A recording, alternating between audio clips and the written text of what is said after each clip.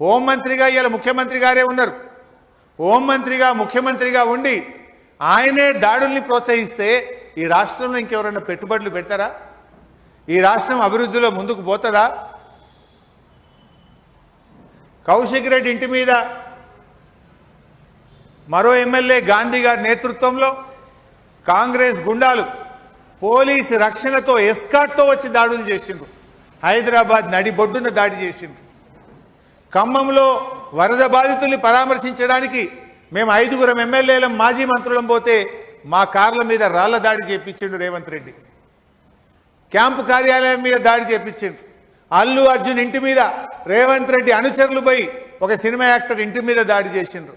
BJP కార్యాలయం మీద దాడి చేసిండ్రు. నిన్న భువనగిరి బీఆర్ఎస్ పార్టీ కార్యాలయం మీద దాడి చేసిండ్రు.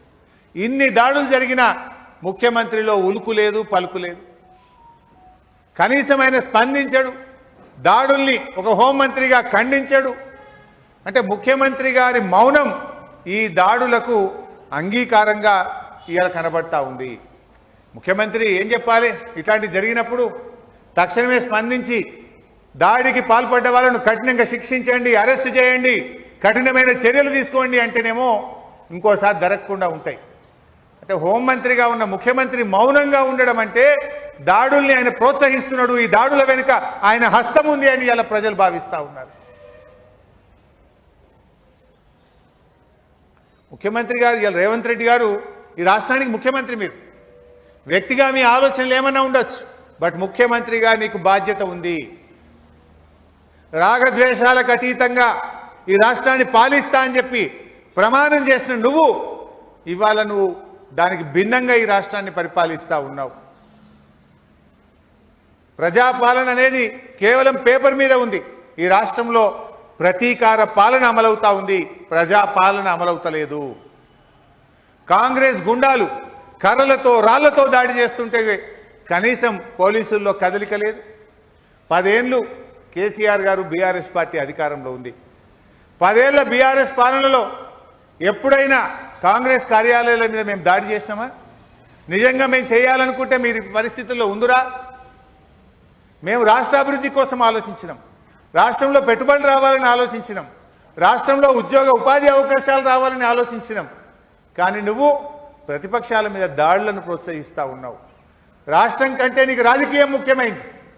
రాష్ట్ర ప్రయోజనాల కంటే రాజకీయ ప్రయోజనాలకు రేవంత్ రెడ్డి గారు ఎక్కువ ప్రాధాన్యత ఇస్తున్నది వల్లనే ఇవాళ రాష్ట్రంలో ఆదాయం పడిపోతుంది, రాష్ట్రంలో పెట్టుబడులు రావడం లేదు, రాష్ట్రంలో రియల్ ఎస్టేట్ కుదేలైపోయింది, రాష్ట్రంలో ఉపాధి అవకాశాలు దెబ్బతింటా ఉన్నాయి. రేవంత్ రెడ్డి గారు ఈ రాష్ట్రాన్ని రావణ కాష్టంలాగా మారుస్తూ ఉన్నాడు. హామీలపై నిలదీస్తే అరెస్టు చేస్తూ ఉన్నాడు, హామీలపై ప్రశ్నిస్తే అక్రమ కేసులు పెడతా ఉన్నాడు, కాంగ్రెస్ నేతల దందాలను ప్రశ్నిస్తే కేసులు పెడతా ఉన్నాడు. మా ఓపికను బలహీనతగా తీసుకోవద్దు. గ్యారంటీల గురించి అడిగితే గుండాయిజం చేస్తారా? సమాధానం చెప్పండి.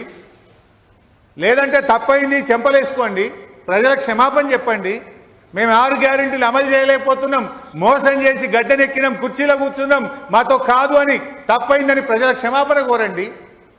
కానీ ప్రశ్నించినంత మాత్రాన దాడులు చేయడం మంచిది కాదు అని చెప్పి మేము హెచ్చరిస్తూ ఉన్నాం.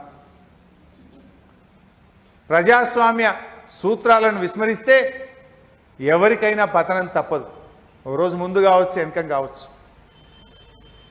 ప్రజాస్వామ్య సూత్రాలను కాపాడడం ప్రభుత్వం యొక్క ప్రాథమిక బాధ్యత.